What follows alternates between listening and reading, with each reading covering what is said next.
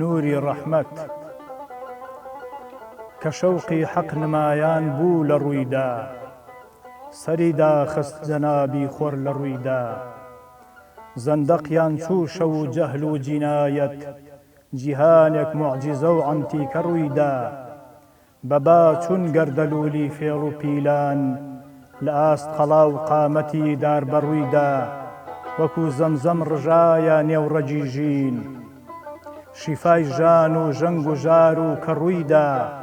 وەلای نان خۆپەرستی و غەدر و چینە لە فەتحی مەککەدا قیممەی عەفوویدا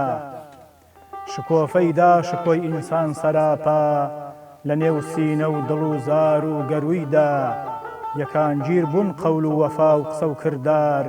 لەگەڵ یار و نەیار و خوڵق و خوویدا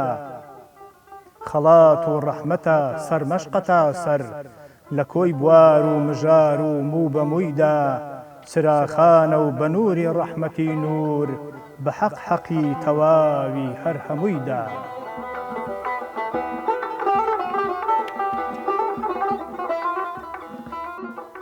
لە ئاسمان و لە زەویەوە لە دەریا و بەرز و نەویەوە باکوور باشوور نزیک و دوور درودی بێژمارە و سنوور لە ڕۆژ ئاواش تا ڕۆژ هەڵات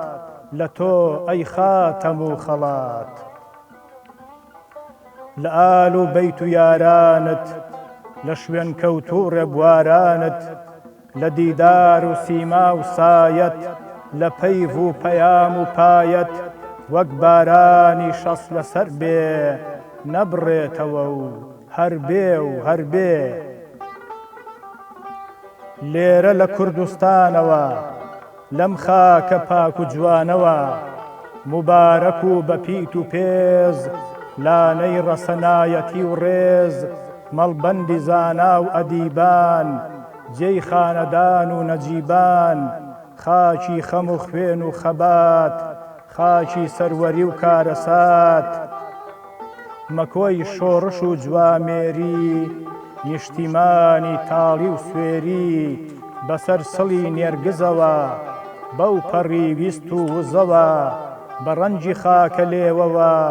بە ناوی خۆم و ئێوەوە پێشەوای ڕێی ڕزگاریمان درود دەکەینە دیاریمان پەیمانیش نوێ دەکەینەوە دڵ لە تۆ گوێ نەکەینەوە هەتاکو گیانمان دەبەرە تا دڵ دڵە و تا سەر سەرە بە شوێن تۆدا بەڕێوەین خاراوی شەختە و کرێوەین ئەی زەمزەمی خێر و خۆشی تۆ شەماڵی دڵ و هۆشی جریوەی ئەستێرە و تریفەی مانگ خاوەنی بە سۆزترین بانگ بزەی خونچە و چرۆکانی شیلەی ڕەوشت و خوجوانی دەریای سۆز و میهرومانە شاری زانست زانا و دانا سیمای سپێدە و ساماڵ و تاو ڕەنجی قەڵبەزە و خوڕەی ئاو باران و کەشی دوای باران بۆنی خاک هەوای نساران هاودەم و هاوڕێی بێنازان هاو پەیمانی ئاشتی خوازان درێشەی مشتی ستەمکاران هیوای چەوساوە و هەژاران خاڵ و پیتی نێو یەک دێڕین بە شوێنتەوە شۆڕژگێڕین بڕوانن لە بەهای باڵای لە ڕێگا و پەیام و ئاڵای خەڵاتە و بە خەڵاتەوە دنیا ڕۆشن دەکاتەوە یارانی چەند بەرز و گەورن خۆرە و ئەستێرەی لە دەورن لە هەر کامێکیان دەنۆڕی شەوقی جیهانێک دەگۆڕی لە هەر بوار و بارێکەوە سەد میوەن بەدارێکەوە دنیا بەوان چراخانە تیاح لەم گوڵزار و باخانە پڕ شنجی ئاسمان و زەمین ئەمینی بەلەدولئەمین مەککە و مەدینە و حیڕای تۆ بە نیگا بوونە نیگای تۆ کەعبەتوڵڵا و بەردەڕەشا چاویان وەک چاوی خۆرگەشە زەڕەیەک خاکی عەرەفە دنیایەک دوڕ و سەدەفە سەفا و مەڕوە و کێوی ئوحود یەک پارچە بوونەتە درود ئەقسا و گەشتی ئیسرا و میعراج پایە و شەڕەفن شکۆ و تاج هیجرەت خەندەق فەتحی موبین پڕاوپڕن لەوانەی ژین مزگەوت و دەوڵەت و دەستور بۆ پێکەوە ژیان بوونە نور بەدر و حودەیبیە و تەبوک نامە بۆ ئومەڕا و مولوک دوجار حەجی ماڵ ئاوایی بوونە سرای ڕێنمایی نێوانی منبەر و گۆڕت وەکو کۆبوونەوە و کۆڕت باغی بەهەشتە نورینە شیفایە بۆ دڵ و سینە لە هەر نیگارێ ڕامێنین دوندە و ئێمەش لە دامێنین یەک لە یەکتری باڵاتر یەک لە یەکتری واڵاتر نورستانێکم مەپرسە وەسفی زۆر ئەستەم و قورسە خوایە بەردەوام لەم نورە لەم گیان و ژیان و کافورە بڕژێتە نێو دڵمانەوە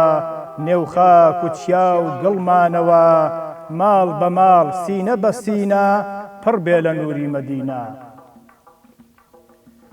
هەر کەسێ دوورە لەم نورە هەموو ژیانی ژێرە و ژوورە هەر کەس لەم نورە یاخی بێ دەبێ هەر ئاخ و داخی بێ کێ لەوانەی پشتی تێکرد بردیەوە نەخێر دۆڕا و مرد ئۆخەی سوپاس بۆ خوای گەورە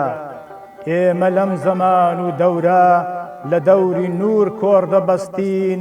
بە نووری خواوە پەیوەستین شادە بە پێغەمبەر دێنین هاوڕێین و ساتێک لێی گوێنین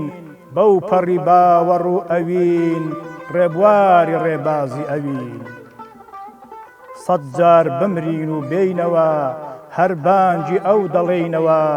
بە گیان و خۆش و هەستەوە ئاڵای ئەومان بەدەستەوە پشت بەخوای گەورە و میهرەبان بۆ ئیسلام بۆ کورد کوردستان بۆ ئازادی و دادپەروەری بۆ سەرفرازی و سەروەری پەیمانی دەگەڵ دەبەستین پێشمەرگەی گیان لەسەر دەستین وجودمانی بەدواوەیە سەرکەوتنیش لە خواوەیە